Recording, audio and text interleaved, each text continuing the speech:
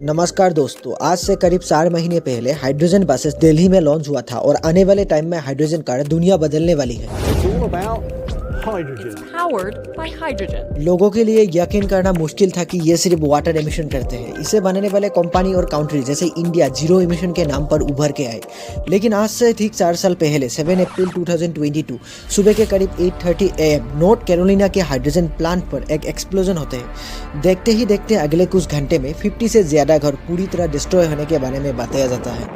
सही सुना आपने, ये हाइड्रोजन एक्सप्लोजन था। अभी तक हाइड्रोजन प्रोड्यूस करने में बहुत सारा वार्निंग और रेस्ट्रिक्शन दी गई है। एक ऐसे फ्यूल जो हाईली इन्फ्लेमेबल, एक ऐसे फ्यूल ना सिर्फ बसेस और कार चल सकता है बल्कि एयरक्राफ्ट भी ऑपरेट हो सकता है। इस फ्यूल को हम कह सकते हैं क्लीन फ्यूल। आइए समझते हैं हाइड्रोजन एनर्जी के बारे में इस वीडियो में। Produce the first manifestation of something that runs on green hydrogen. In the search for cleaner alternative fuels, many are pinning their hopes on hydrogen. Hydrogen could supply essentially all of our heavy haul vehicles. पिछले साल physicist Robert Oppenheimer के ऊपर एक नई film आई थी। अगर आपको याद है दोस्तों, इस फिल्म में एक बॉम्ब को दिखाया गया था। We think there's a chance that when we push that button, we destroy the world. और ये इंसानों के लिए एक खतरनाक फर्स्ट जनरेशन बॉम्ब था। इसी मायनों में अगर हम हाइड्रोजन से बनी हुई हाइड्रोजन बॉम्ब के बारे में बात करें तो इसे आप सेकेंड जनरेशन न्यूक्लियर वेपन कह सकते हो। आज के दिन तक हाइड्रोजन फ्यूल थोड़े बहुत कामों के लिए यूज़ किया जाता है, यानी सप्लाई की प्रॉब्लम है। जिन कामों के लिए चाहिए वो काम कर नहीं पा रही है, लेकिन हाइड्रोजन फ्यूल जब पूरी तरह अवेलेबल होगा और बहुत सारा अलग अलग फ्यूल में बाकी फ्यूल से बेहतर काम कर पाएगा। हाइड्रोजन फ्यूल का सिर्फ एक ही मकसद था, क्लीन फ्यूल, एक ऐसे फ्यूल जो इंसानों के लिए सही हो। इस फ्यूल को क्लीन फ्यूल कहने का कई कारण था। इसमें से एक ये था कि साइंस के अनुसार इसको यूज़ करने के बाद बाई प्रोडक्ट से पानी निकलता था। दूसरा, इसको हवा, पानी और सूर्य किरणों की मदद से प्रोड्यूस किया जाता है। इन्हीं सारी खूबियाँ आपको आने वाले टाइम में दिखने को मिलेगा। एनवायरनमेंट में अगर आपको याद है दोस्तों, कार्बन डाइऑक्साइड टॉक्सिक गैस है। टॉक्सिक गैस निकलने के ऊपर मैं आपको बता चुका हूँ कि हाइड्रोजन फ्यूल के बाई प्रोडक्ट से पानी निकलता है। किसी भी तरह की टॉक्सिक गैस यहाँ पर नहीं दिखने को मिलता है। यह बड़ी ही शॉकिंग था कि दुनिया बदलने वाली है, लेकिन क्या कारण था कि ये आने वाले टाइम में दुनिया सच में बदलने वाली है। पेट्रोल, डीजल, बैटरी, गैसोलीन, ये सभी फ्यूल अभी तक वाइडली यूज हुआ है हाइड्रोजन के कंपेयर में, लेकिन हाइड्रोजन का मेन मकसद था इंसानों के बेनिफिट के लिए क्लीन फ्यूल बनाना। 1888 उसी साल डेमेट्री लेसिनोव इलेक्ट्रिसिटी यूज़ करके पानी से मेनली हाइड्रोजन और ऑक्सीजन को निकाला। इस प्रोसेस को स्प्लिटिंग ऑफ वाटर बोला गया। इसका नाम electrolysis of water. Splitting of water zero toxic gas निकालने के ऊपर काम करते हैं। जीरो टॉक्सिक गैस मतलब कोई भी खतरनाक गैस ऐसे बायो प्रोडक्ट नहीं मिलता है रिएक्शन के time. These essentially work like a battery running on hydrogen and oxygen. They react to supply electricity that could, for example, power a car. The only byproducts are heat and water. आज के दिन बताया जाता है कि हम और भी तरीके से हाइड्रोजन एक्सट्रैक्ट यानी निकाल सकते हैं। हाइड्रोजन एक्सट्रैक्शन की बात आगे करते हैं, लेकिन उससे पहले ये भी समझना ज़रूरी है कि हाइड्रोजन निकलने से पहुंचने तक बहुत सारे चैलेंजेस देखने को मिल रहा है। आखिर में ये चैलेंज क्या क्या है? जब हाइड्रोजन फ्यूल के बारे में बात करें तो कितना सही है ह्यूमैनिटी के लिए और कितना गलत है, कितना गुड फॉर सोसाइटी है और कितना बैड फॉर सोसाइटी है। अगर सब चीज़ बैड फॉर सोसाइटी निकला तो ये बहुत हानिकारक प्रभाव पड़ सकता है इसके दुनिया पर। इसका सबसे बड़ा एग्जाम्पल पेट्रोल, डीजल जैसे फ्यूल ही है। अभी के टाइम इन सभी फ्यूल से होने वाला pollution only bad for society है। Private vehicles, real estate giants performing constructions, all of them contribute much more to the pollution problem. यही डर कुछ लोगों को हाइड्रोजन को लेकर भी है। मैंने आपको शुरू में बताया था कि हाइड्रोजन एक्सप्लोजिव होते हैं। ये चीज़ बड़े अनोखे और इम्पोर्टेंट है, क्योंकि और जितने भी फ्यूल है वो इतनी एक्सप्लोजिव नहीं होता।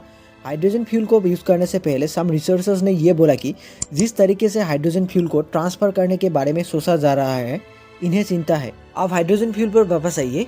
हाइड्रोजन एक ऐसे एलिमेंट है जो सबसे स्मॉलेस्ट एलिमेंट को रिप्रेजेंट करता है, एक ऐसे एलिमेंट जो इजीली लीक हो सकता है। एग्जाम्पल से समझाता हूँ। मान लो आप हाइड्रोजन फ्यूल को एक प्लेस से दूसरे प्लेस तक ट्रांसफ़र के लिए पाइपलाइन को यूज़ करते हो।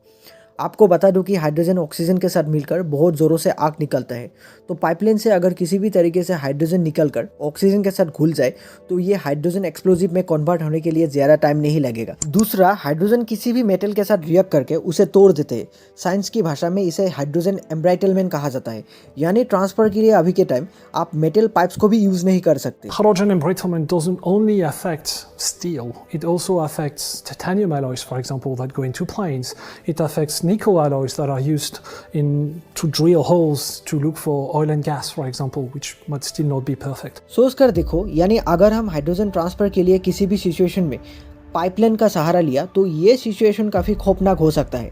जो नॉर्थ कैरोलिना के हाइड्रोजन प्लांट पर एक्सप्लोजन हुआ था, शायद वही चीज़ दोबारा प्रेडिक्ट कर सकते हैं।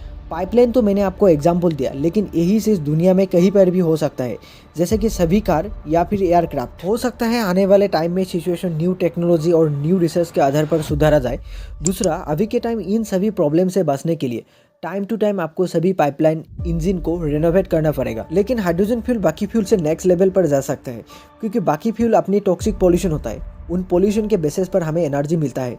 हाइड्रोजन फ्यूल हमें एनर्जी देगा सिर्फ क्लीन एनर्जी के बेसिस पर, या फिर हाइड्रोजन फ्यूल यूज़ करने के बाद हर पॉसिबल ऑप्शन में बाई प्रोडक्ट से पानी निकलता है और हम जीरो एमिशन फ्यूचर को प्रेडिक्ट कर सकते हैं। ऐसे काबिलियत होने के कारण हम काफ़ी हद तक जीरो एमिशन फ्यूचर को प्रेडिक्ट कर सकते हैं। अभी हम हाइड्रोजन फ्यूल इंडिया और अलग कंट्री में सिर्फ कुछ चीज़ों पर ही यूज़ किया गया है, जैसे कि इंडिया पर हाइड्रोजन फ्यूल सेल बस, ये बस हाइड्रोजन फ्यूल पर चलती है, पेट्रोल और डीजल पर नहीं। और ये काफ़ी अलग है क्योंकि इन सारी बसेस से पोल्यूशन फैलता नहीं है। अभी तक हम हाइड्रोजन एनर्जी को किसी भी तरह की स्टील और ग्लास बनाने में भी यूज़ कर सकते हैं। शिप से लेकर एयरक्राफ्ट तक सबको इन्फ्लुएंस करने की क्षमता हो सकती है इस हाइड्रोजन फ्यूल के पास। ये कुछ हद तक दूसरे फ्यूल भी कर रही है, लेकिन शायद हाइड्रोजन फ्यूल आने वाले टाइम में सही से दुनिया बदलने वाली है। ये सिर्फ कुछ अंदाज़ा है जो हम लगा सकते हैं इस मिस्टीरियस हाइड्रोजन एनर्जी को लेकर, लेकिन साइंटिस्ट ही बता सकते हैं कि आखिर कितना प्रोग्रेस हुआ है और हम फ्यूचरिस्टिक हाइड्रोजन एनर्जी का कितना करीब है। इवन तो कुछ अनोखा होने के बारे में भी एक रीजन दिया था साइंटिस्ट ने। रीजन था हाइड्रोजन एक्सट्रैक्शन करना, वो भी कार्बन कैप्चर सिस्टम को लेकर, और ये कैसे अलग है दूसरे प्रोसेस से। काफ़ी डिफरेंट डिस्कशन होने वाली है। साइंटिस्ट का कहना है कि हम बाहरी कार्बन डाइऑक्साइड को यूज़ करके हाइड्रोजन और इलेक्ट्रिसिटी दोनों प्रोड्यूस कर सकते हैं। इस पूरी प्रोसेस में एक तरह की एक्वास इलेक्ट्रोलाइट यूज़ किया जाता है। क्या लगता है आपको दोस्तों, यहाँ पर क्या होगा? यहाँ पे बाहरी जो कार्बन डाइऑक्साइड है वो एनवायरनमेंट से डिक्लाइन भी होगा और प्रोड्यूस हाइड्रोजन एनर्जी यूज़ करने की वजह से ऐसे पोल्यूशन कार्बन डाइऑक्साइड प्रोड्यूस भी नहीं होगा, जो हमारे लिए बहुत ही बेनिफिशियल है। ये एनर्जी अभी के टाइम सही से स्टेबल नहीं है, लेकिन सवाल यहाँ पर यह है कि आने वाले टाइम में क्या सही से दुनिया बदलने वाली है और इसका क्या इम्पैक्ट पड़ेगा एनवायरनमेंट के ऊपर, ये तो आने वाले टाइम ही बताएगा। उम्मीद करता हूँ कि आपको मेरे वीडियो पसंद आया। अगर आपको मेरे वीडियो पसंद आया तो आप मुझे सपोर्ट कर सकते हो चैनल को सब्सक्राइब करके। चलिए मिलते हैं अगले वीडियो में। बहुत बहुत धन्यवाद।